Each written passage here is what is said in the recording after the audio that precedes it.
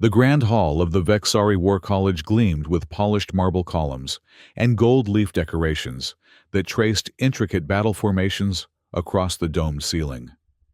Sunlight from the 3 moons of Vexar Prime filtered through crystalline windows, casting prismatic patterns across the attentive faces of the elite cadets. In this sanctuary of military theory, 1,000 years of Vexari dominance in the science of war was embodied in every architectural choice, every ceremonial banner, and every stern expression on the faculty's faces.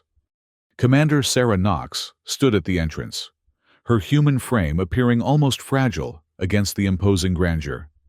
Her Federation uniform was plain by Vexari standards, navy blue with minimal silver insignia, denoting her rank and accomplishments. Unlike the ornate military dress of the Vexari officers, with their ceremonial armor plates and honor ribbons that sometimes stretched from shoulder to waist, Sarah's attire spoke of functionality rather than tradition. "The human approaches," whispered a cadet to his companion, not bothering to mask his disdain. "They say her species has only been exploring space for 5 decades. Yet the High Command insisted we host her," replied his fellow student, adjusting his posture to the perfect military stance as Dean Vorak emerged from his office. Dean Vorak, with 6 silver bands across his chest, signifying his mastery of all classical battle formations, moved with the confidence of someone who had never questioned his place in the universe. His cranial ridges, the mark of pure Vexari lineage, seemed more pronounced in his agitation, the pale blue skin around them flushing slightly, violet in what humans might recognize as discomfort. "Commander Knox," Vorak's voice carried the precise modulation taught in Vexari officer training. "We welcome you to our humble institution." The irony of calling the most prestigious military academy in 3 sectors humble was not lost on anyone present. Sarah nodded, her face betraying nothing.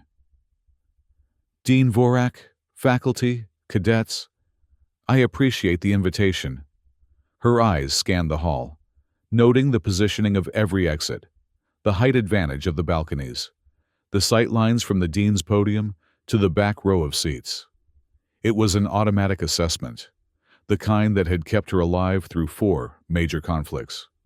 Professor Zeltak, the renowned theorist of multidimensional warfare, approached with measured steps. "We are curious about what wisdom Earth might offer to an institution that has refined the art of war since before your people mastered combustion engines." His words were technically polite, but the subtle emphasis on Earth's youth in the galactic community carried clear condescension. Sarah smiled, the expression not quite reaching her eyes. "Professor, I've studied your work on encirclement tactics. Brilliant on paper." The "on paper" hung in the air like a challenge. Vorak gestured toward the central stage. "We have prepared for your lecture. Our cadets have been instructed to listen with an open mind." The pause suggested just how difficult that instruction had been to issue. Sarah nodded and made her way to the podium. The auditorium filled quickly with cadets and faculty, all moving with the coordinated precision that marked Vexari military bearing. She placed no notes on the lectern, standing silently as the last of the audience found their seats. The silence stretched uncomfortably until even the Vexari, masters of ceremonial patience, began to shift slightly. "In your long history," Sarah finally spoke, her voice carrying effortlessly through the hall, "which of you has actually won a war?" The question hung in the air, absurd in its simplicity, yet cutting in its implication. Dean Vorak's cranial ridges darkened to deep purple. Professor Zeltak's hand tightened on his ceremonial staff. Among the cadets, confusion rippled through perfect formations, like wind through grass. "Commander," Vorak's voice held carefully controlled outrage. "The Vexari hegemony has dominated 17 sectors for over a millennium. Our tactical supremacy is unquestioned." Sarah nodded, her expression unchanged. "You've dominated, occupied, maintained. But when was the last time you faced an existential threat and emerged victorious? When did you last adapt your tactics to an enemy who didn't play by your established rules? The silence that followed was no longer ceremonial, but stunned. "Let me be more specific," Sarah continued, activating a holographic display that materialized in the center of the hall. "The Kryn Raiders, 429 standard years ago. Your fleet deployed the classical Spear of Domination formation. Textbook perfect." The hologram showed a diamond-shaped fleet arrangement, precisely as illustrated in every Vexari tactical manual. The formation failed. You lost 37 capital ships and control of the Virillion trade routes for 2 decades. The hologram shifted to show the aftermath: burning wrecks and a scattered retreat. "Impossible," a senior instructor called out. "The Spear of Domination is mathematically perfect. If properly executed against an enemy who respects its perfection." "Yes," Sarah interrupted. "The Kryn didn't. They used salvaged mining explosives and outdated thrust engines to create what you might call inelegant, but effective countermeasures. Before protest could mount, she shifted the display. Kepler Station, 291 years ago. Again, the Diamond Spear formation, with minor variations. Again, defeat." Dean Vorak stepped forward. "Commander Knox, these historical anomalies are well-documented exceptions that prove the rule of our tactical superiority. Every military suffers occasional setbacks." "Setbacks?" Sarah's voice remained calm, but something dangerous flickered in her eyes. "Is that what you call the hegemony war?" The auditorium went completely still. Even breathing seemed to pause. "That information is classified," Vorak said, his voice dropping to a dangerous register. "To your people?" "Perhaps." Sarah manipulated the controls, and a new holographic display appeared: battle plans, casualty reports, and strategic analyses bearing the highest level of Vexari security classification. 82 years ago, your forces encountered the Archon Collective. You deployed your precious Diamond Spear tactics, enhanced with the latest theoretical improvements from this very institution. The hologram showed an elegant, complex formation that drew murmurs of appreciation from the cadets. Within 6 hours, 60% of your fleet was destroyed. Within 3 days, the Archons had pushed 20 light-years into hegemony space. Your civilization was on the brink of extinction. Professor Zeltak slammed his staff against the floor. "This is outrageous. The conflict with the Archons was resolved through diplomatic channels before any significant—" "The conflict was ended," Sarah cut in, "when human explorers, new to the galactic scene, stumbled upon the Archon homeworld from the opposite direction and negotiated a ceasefire. The Archons withdrew, not because of Vexari military prowess, but because humanity offered them something they valued more than conquest: cultural exchange." She turned to face the stunned cadets directly. "Your instructors have taught you that the Diamond Spear cannot fail if properly executed. They've taught you that the 17 classical formations can address any combat scenario. They've taught you that war is a science with immutable laws." Sarah's voice hardened. "They're wrong." Chaos erupted in the auditorium. Faculty members rose to their feet, shouting objections. Cadets looked to their instructors for guidance, finding only confusion and anger.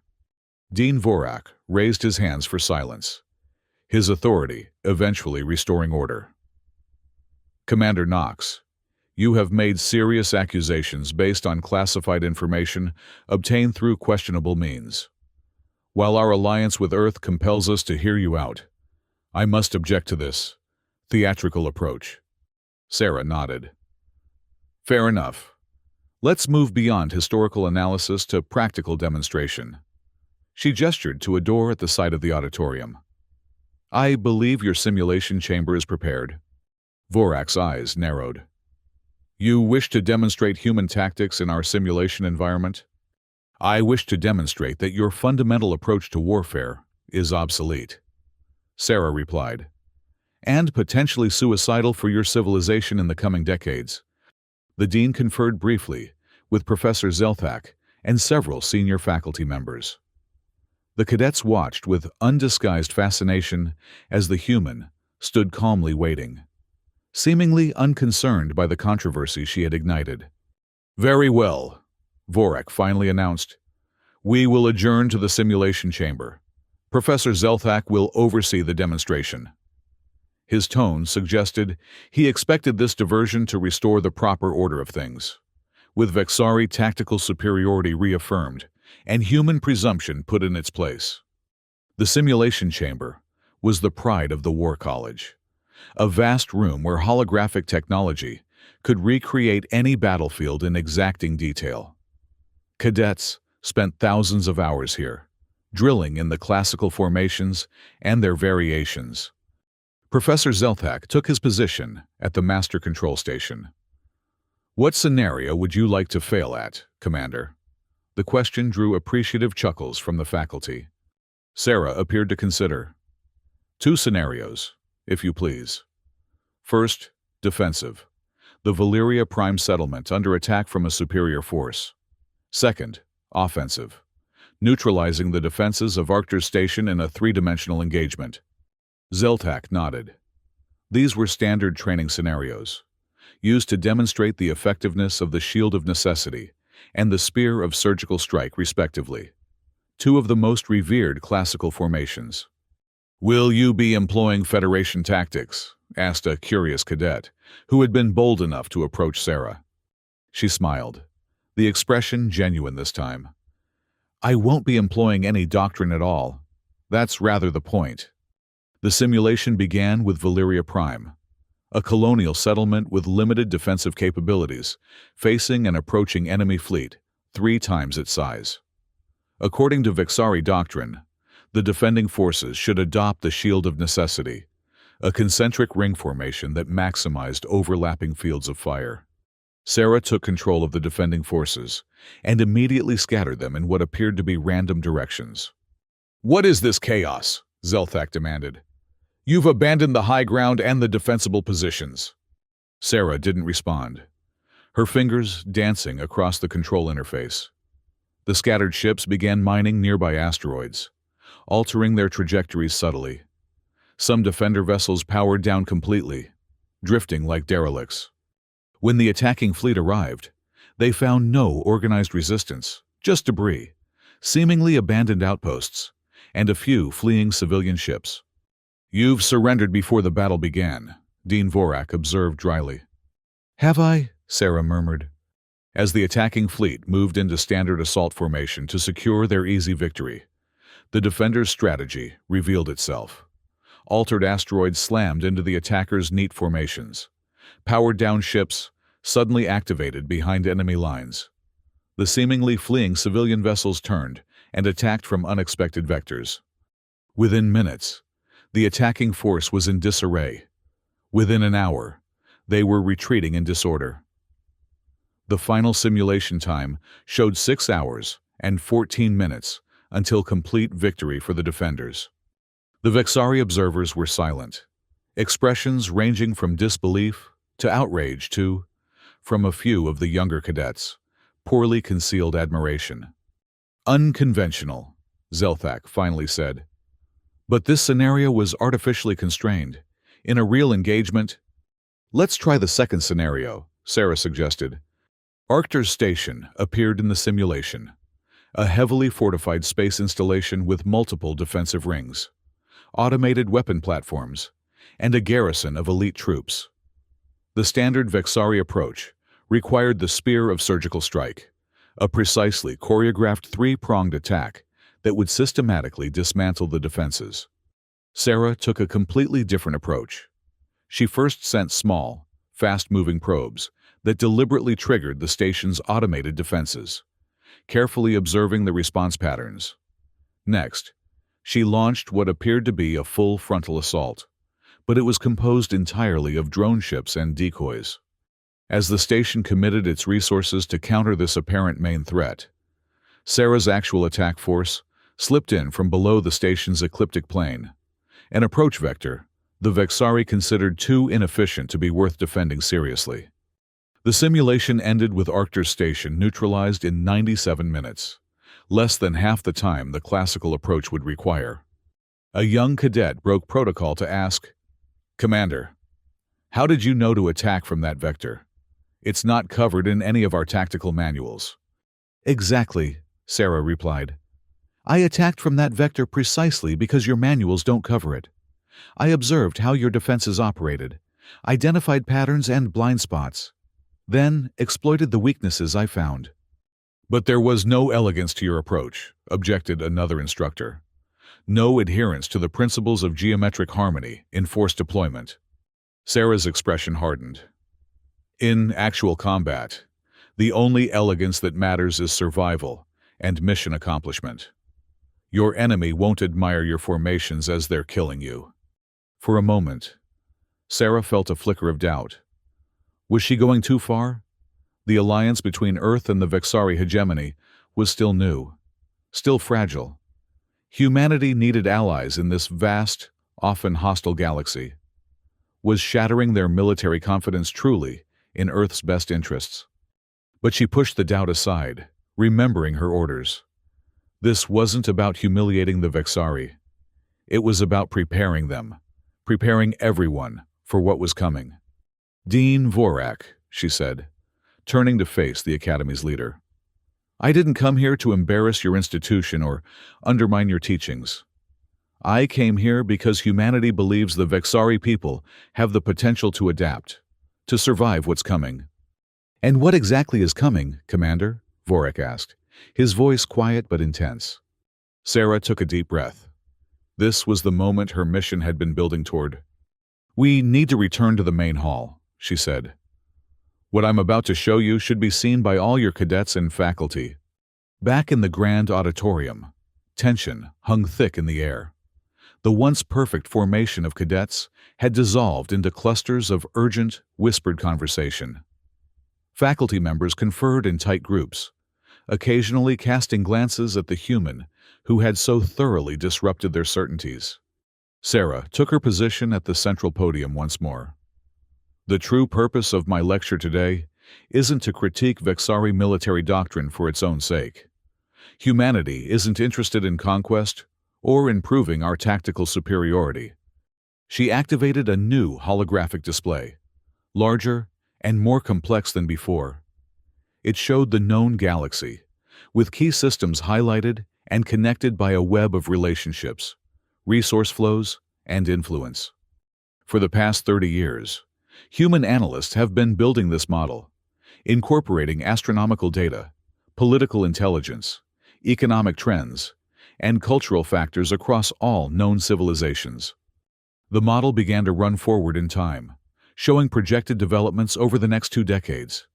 Systems flickered from stability to unrest. Trade routes fractured. Entire sectors changed color from peaceful blue to warning yellow to critical red. Within 20 years, this galaxy will face a crisis unlike anything in recorded history. Resources depleting in key systems, climate collapse on thousands of habitable worlds, political fragmentation of major powers, and beneath it all, evidence of a pattern that suggests deliberate destabilization by forces we haven't yet identified. The display zoomed in on the Vexari hegemony, showing it surrounded by growing instability, vital supply lines threatened, and former client states falling into chaos. Your current military doctrine was developed for a stable galaxy, where the rules of engagement were understood and generally followed by all major powers. That galaxy is disappearing. The Vexari hegemony, with its rigid hierarchies and resistance to adaptation, will not survive what's coming. Dean Vorak had gone pale, the blue of his skin fading to almost white. "If what you're showing us is accurate, this is civilizational collapse." "It's a possibility, perhaps even a probability, but not a certainty," Sarah replied. "That's why I'm here. Humanity doesn't want to rule the galaxy. We want to manage this crisis. But we can't do it alone." "Manage?" Professor Zelthak sounded bewildered. "Not conquer." Sarah smiled grimly. Conquest is easy compared to management. Anyone can destroy or subjugate. Building, maintaining, adapting. Those are the real challenges. She gestured to the holographic display. This crisis will require cooperation on an unprecedented scale. New ways of thinking. New approaches to not just warfare, but governance, resource allocation, cultural exchange. And you believe the Vexari must change our ways, Vorak said, his voice carefully neutral. I believe the Vexari must evolve them, Sarah corrected. Your people have achieved wonders. Your civilization has lasted longer than most. The discipline, the attention to detail, the commitment to excellence that built your hegemony, these are vital qualities. But without flexibility, without the ability to recognize when the rules have changed. She let the implication hang. What would you have us do? Asked a cadet, her voice small but determined. Sarah turned to her. Learn to think beyond doctrine, question assumptions, value outcomes over process, and perhaps most difficult for your culture, be willing to learn from those you consider inferior. A heavy silence fell over the auditorium. Dean Vorak slowly reached inside his formal robe and withdrew a document, actual paper, a material reserved for only the most significant Vexari declarations. With deliberate movements, he unfolded it and placed it on the podium. My resignation, he said simply. Effective immediately. Gasps and murmurs spread through the hall. Dean Vorak, that's not necessary, Sarah began. It is, he interrupted. For 1,000 years, this institution has taught the immutability of tactical doctrine. I have personally certified hundreds of officers who went on to command fleets based on principles I now know to be fatally flawed. If what you've shown us is true, and I believe it is, then the first step toward adaptation must be accountability. He turned to the assembled faculty and cadets. I have failed you, not by teaching you poorly, but by teaching you the wrong things, by perpetuating a system that values theoretical perfection over practical effectiveness, by dismissing anomalies rather than learning from them. The auditorium erupted in conflicting reactions. Some cadets stood at attention, a show of respect for their dean's decision. Others shouted objections or questions. Faculty members argued amongst themselves. Years of academic rivalry and theoretical disagreements suddenly finding voice. Through it all, Sarah stood quietly, watching the chaos with a neutral expression that masked her inner turmoil. This was both more and less than she had expected. A dean's resignation was a powerful symbol, but symbols alone wouldn't transform the Vexari military mind quickly enough to matter. As the initial shock subsided, the vice dean approached the podium. Order, he commanded, his voice carrying the weight of authority that had temporarily wavered. The hall gradually quieted. The dean's decision is his own, the vice dean announced. However, this institution will continue its mission. Classes will resume tomorrow. He turned to Sarah. Commander Knox, you have given us much to consider, but consideration is not the same as acceptance. Sarah nodded. I understand. Change doesn't happen in a day, even when necessity demands it. She reached into her uniform pocket and removed a data crystal, offering it to the vice dean. This contains a proposed framework for revising your curriculum, developed by our top military educators, in consultation with analysts who understand Vexari culture and values. It doesn't ask you to abandon your traditions, only to build upon them. The vice dean hesitated before accepting the crystal. I will review it. That is all I can promise. That's all I ask, Sarah replied. As the formal conclusion of the lecture was announced, the auditorium slowly emptied. Cadets departed in groups, engaged in animated discussion that bore little resemblance to their usual disciplined silence. Faculty members clustered in corners, some arguing fiercely, others looking lost. Sarah gathered her few belongings, preparing to return to the human diplomatic vessel in orbit. As she turned to leave, she found herself facing a small group of cadets who had approached silently. "Commander," the apparent leader of the group said, "we would like to learn more about these human tactics. Unofficially, of course." Sarah studied their faces, young by Vexari standards, with cranial ridges not yet fully developed. The future of the hegemony, if it was to have one. "What's your name, cadet?" "Terrace, Commander, 7th Cycle Tactical Student." Sarah nodded. "Well, Terrace, I believe there will soon be an exchange program established. The Friendship Academies, as our diplomats are calling them. Perhaps you and your colleagues might consider applying." The cadets exchanged glances. "We will consider it," Terrace said formally, but the gleam in her eyes told Sarah all she needed to know. As Sarah walked through the Grand Hall one last time, she passed Dean Vorak, former Dean Vorak now, standing alone by a window, gazing out at the 3 moons of Vexar Prime.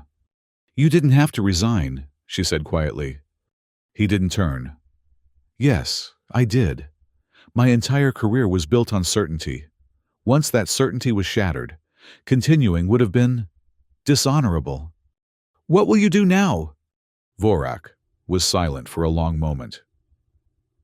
"Perhaps I will apply to your Friendship Academies as well. An old teacher becoming a student again. There would be a certain symmetry to that." Sarah nodded. "We would welcome your perspective." "Even though it's wrong?" There was a hint of bitterness in his voice. "Especially because parts of it are wrong, and parts of it are right, and figuring out which is the work we all need to do." She extended her hand in the human gesture of farewell. After a moment's hesitation, Vorak took it. "Your coming here was difficult for us," he admitted, "but perhaps necessary." "Necessary things often are difficult," Sarah replied, "but rarely impossible." As she departed the Vexari War College, Sarah sent a brief encrypted message to Earth Command. Phase 1 complete. Resistance as expected. Initial acceptance exceeding projections. Recommend proceeding with Phase 2. The response came almost immediately. "Confirmed. Well done, Commander. Return for debriefing and preparation for the Atraxian Military Consortium. Their resistance will be more challenging." Sarah looked back at the imposing structure of the War College, already seeming somehow less rigid in the fading light of dusk. "One civilization at a time," she murmured to herself. "Management, not conquest." 10 years later, as the predicted galactic crisis began its inexorable emergence, a specialized unit of Vexari tactical experts deployed to a flashpoint in the Outer Rim. They moved with the disciplined precision their culture had always valued, but their formations bore little resemblance to the classical diamond spear. Under the command of General Terrace, one of the first graduates of the joint Human Vexari Tactical Academy, they adapted continuously to changing conditions on the battlefield. When the crisis point was stabilized, General Terrace sent a message to Fleet Admiral Sarah Knox. "The diamond has been reforged. When the time comes, we will stand with you." Across the galaxy, similar transformations were underway, some peaceful, others less so. The great management of civilizational survival had begun, not with conquest, but with lectures, exchanges, demonstrations, and the slow, difficult work of changing minds. In her office on Earth, Admiral Knox placed General Terrace's message alongside dozens of others from across the galaxy, a growing network of allies prepared for the greater challenges still to come. The holographic map on her wall still pulsed with red warnings, but patches of stable blue had begun to spread. Management, not conquest. Adaptation, not rigid doctrine. Cooperation, not domination.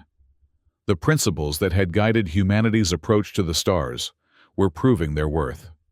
The galaxy would survive, not because one civilization conquered all others, but because many learned to change together.